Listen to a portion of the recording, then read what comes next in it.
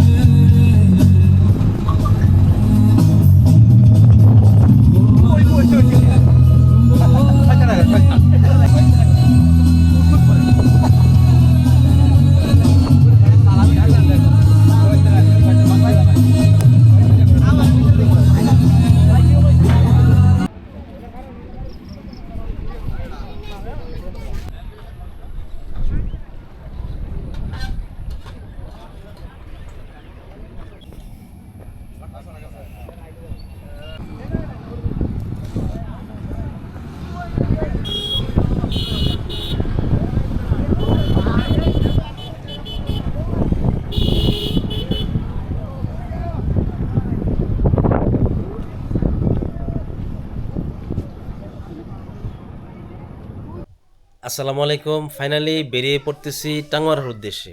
টাঙ্গুয়ার হাওর যাব অনেকবার চিন্তা করেছি এবং সেই চিন্তার ফলে আজকে সিদ্ধান্ত নিয়েছি টাঙ্গুয়ার হাওর যাব।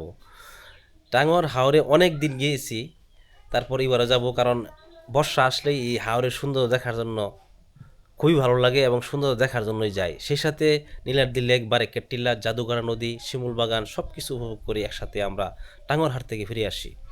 এবারে যাত্রায় আমার সাথে থাকবে আমার ছোট ভাই ব্রাদার, বন্ধুবান্ধব এবং ছোট বড় সবাই মিলিয়ে আমরা টাঙ্গুয়ার হাড়ের উদ্দেশ্যে রওনা হব। চলেন দেখা যাক টাঙ্গুয়ার হাড়ে আমরা কি কি দেখব, সেই বিস্তারিত দৃশ্যগুলো আপনাদেরকে দেখাবো। এবারের যাত্রায় আমার সাথে থাকবে আমার পরিচিত কিছু মুখ। সবাইকে নিয়ে যাচ্ছি টাঙ্গুয়ার হাওরে। প্রথমে আমরা একটা বাসে সরাসরি চলে যাব সেই কলমাকান্দা, যেখানে নৌকা ঘাট আছে। নৌকা ঘাট থেকে ওইখানে আমাদের নৌকা ট্রলার দরদাম করে ঠিক করা আছে, তারা অপেক্ষা করতেছে। আমরা গেলেই ওই নৌকাতে চড়েই আমরা টাঙ্গুয়ার হাওরের উদ্দেশ্যে রওনা হব। দেখতেই পারতেছেন বাসে যারা আমার ছোট ভাই ব্রাদার এবং বন্ধুরা যারা আছে, বড় ভাই যারা আছে, সবাই আনন্দে আছে। তারা টাঙ্গুয়ার হাওরে ঘুরতে যাবে, তাই তো সবাই উল্লাসে আছে। সবাই হাসি খুশির মাধ্যমেই আমরা চলতেছি টাঙ্গুয়ার হাওরের উদ্দেশ্যে।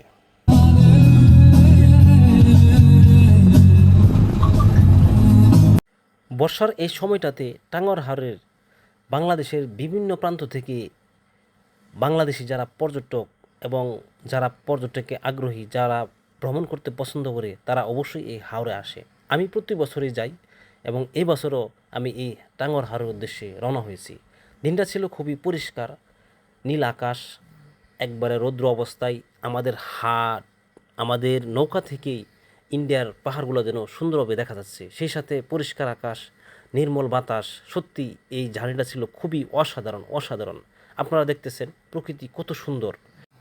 যারা টাঙ্গুয়ার হাওর বহন করতে চান তাদের জন্য কিছু টিপস, বিশেষ করে যারা ময়মনসিংহ বিভাগে আছেন, শেরপুর, জামালপুর, টাঙ্গাইল, ময়মনসিংহ, নেত্রকোনা, কিশোরগঞ্জ, তারা অবশ্যই আপনারা মোহনগঞ্জ হয়ে মধ্যনগর হয়ে যেতে পারেন, অথবা নেত্রকোনার কলমকান্দা হয়ে যেতে পারেন। এখানে হাউস বোট এগুলো পাবেন, ট্রলার পাবেন।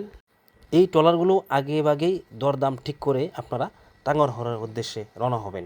এটাই আপনাদের জন্য সহজ পদ্ধতি। আর যারা ঢাকা হয়ে যাবেন তারা অবশ্যই সুনামগঞ্জে হয়ে যাবেন। সুনামগঞ্জে বিভিন্ন প্রকার হাউস বোট আছে, বিভিন্ন সাইজ ট্রলার আছে, সেখানে আপনারা সুনামগঞ্জ হয়েই টাঙ্গুয়ার হাওর বহন করতে পারেন। এটাই আপনাদের জন্য বেস্ট একটা জায়গা হবে। প্রতি বছরের ন্যায় এবারও আসলাম সেই টাঙ্গুয়ার হাওরে। টাঙ্গুয়ার হাওরের এই সৌন্দর্য উপভোগ করার জন্য আমরা একসাথে অনেক লোক আসছি, আর এর আগে হয়তো আমরা অল্প সংখ্যক লোক আসছি টাঙ্গুয়ার হাওরে। বর্ষার এই সিজনটাতে এই হাওরে অনেক লোক আসে বাংলাদেশের বিভিন্ন অঞ্চল থেকে এই টাঙ্গুয়ার হাওরের সৌন্দর্য উপভোগ করার জন্য।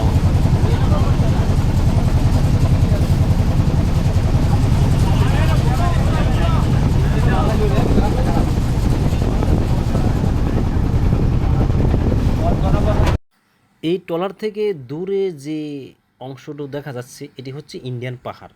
এখান থেকে প্রায় 20 কিলো দূরে এই ইন্ডিয়ান পাহাড়গুলোর কাছে যেতে হলে আপনাকে সরাসরি টেকের ঘাটে যেতে হবে। টেকের ঘাটে ওই সরাসরি ইন্ডিয়ার সাথে সম্পৃক্ত। ওইখানে আছে নীলাদ্রি লেক, আছে বারেকের টিলা, আছে শিমুল বাগান, সেই সাথে লাকমাছড়া, আরও বিভিন্ন ভিউ পয়েন্ট আছে যেগুলো দেখতে খুবই অসাধারণ।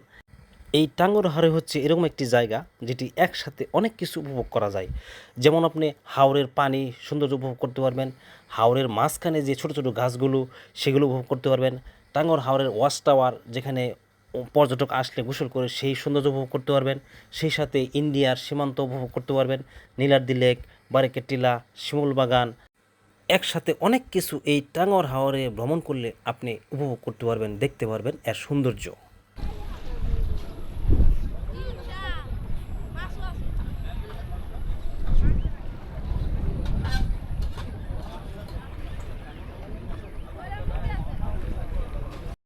এখন আমরা যে জায়গাটায় আছি এটা হচ্ছে জাদুকাটা নদী। এটা ইন্ডিয়ার সাথে সরাসরি সম্পৃক্ত এই নদীটি।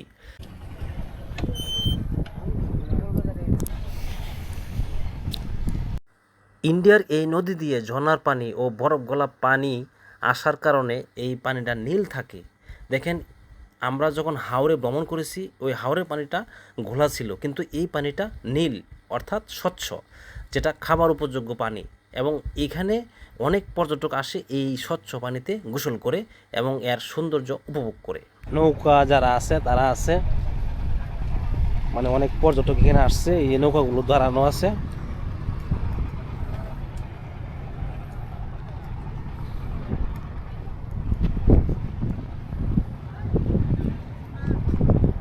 আসলে এই জায়গাগুলো অনেক সুন্দর, তাই দর্শক এখানে প্রতি বছরে আসে, বিশেষ করে বর্ষার সিজনে।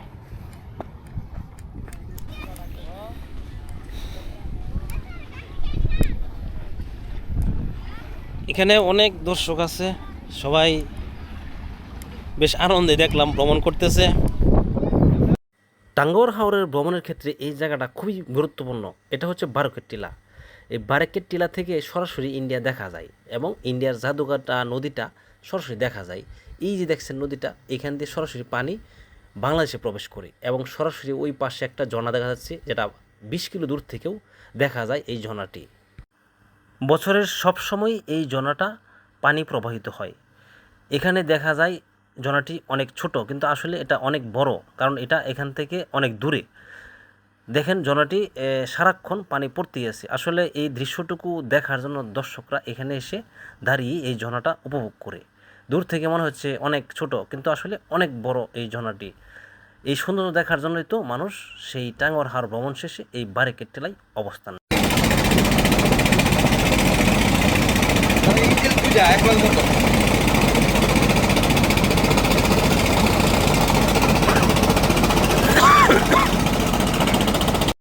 টাঙ্গর হাওরে আসলে আপনারা এরকম সুন্দর সুন্দর বিভিন্ন প্রকার হাউস বোট দেখতে পারবেন।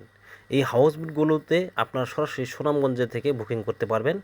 এই হাউস বোটে আপনারা কাপল বলেন এবং সিঙ্গেল বলেন, সকল সুবিধা এই হাউস বোটগুলোতে পাওয়া যায়। হাওরের এই সুন্দর দেখার জন্য আপনাকে অবশ্যই বৃষ্টিতে ভিজতে হবে। আমরাও ট্রলারের ছাদে থেকেও কিন্তু বৃষ্টিতে ভিজেছিলাম, কারণ এখানে যে কোনো মুহূর্তে বৃষ্টি হতে পারে, আবার যে কোনো মুহূর্তে রৌদ্র হতে পারে, যা আপনাকে বিব্রত করবে। সেজন্য আপনার প্রয়োজনীয় প্রোটেকশন নিয়েই টাঙ্গর হাওরে আসা খুবই জরুরি। শিমুল বাগান, বারেকের টিলা, লাকমাছড়া, নীলাদ্রি লেক দেখে আমরা এখন ফেরার পথে এই ইন্ডিয়ান পাহাড়গুলো খুবই কাছে। এটা এখান থেকে সর্বোচ্চ 1 থেকে 1.5 কিলো। আর এই পাহাড়গুলো 1.5 কিলো দূর থেকে আপনি যখন কোনো ট্রলারে অথবা কোনো হাউস বোটে পিক তুলবেন, তখন আপনার এই পিকগুলো অনেক সুন্দর দেখায়। পাহাড় এবং পানির সমন্বয়ের এই সৌন্দর্য দেখতে দেখতে আমরা এখন চলে যাব ওয়াচ টাওয়ার, যেটা একটা গুরুত্বপূর্ণ স্পট টাঙ্গর হাওরের জন্য।